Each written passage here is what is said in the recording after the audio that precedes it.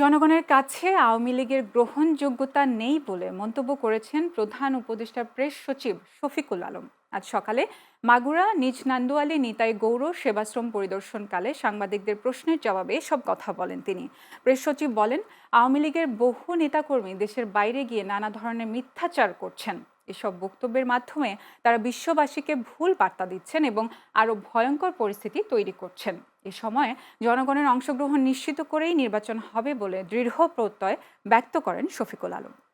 আমি এই বাংলাদেশের আওয়ামী লীগের রাজনীতির ভবিষ্যৎ তেমন একটা দেখি না। আমি মনে করি না যে তাদের মানুষের কাছে তাদের কোনো অ্যাকসেপ্টেন্স আছে। মূল কথাটা কি? আপনি যদি একটা ভুল করেন, ভুল থেকে আমরা সবাই ভুল করি। আমি করি, আপনি করেন। আপনি তো শিক্ষা নেন, ক্ষমা চান, আপনি অনুতপ্ত হন। তাদের আপনি এই যে ১৭ মাস হয়ে গেল, হ্যাঁ? এই ১৭ মাসের মধ্যে তারা কোনোবার কেউ বলেছে অনুতপ্ত হয়েছে?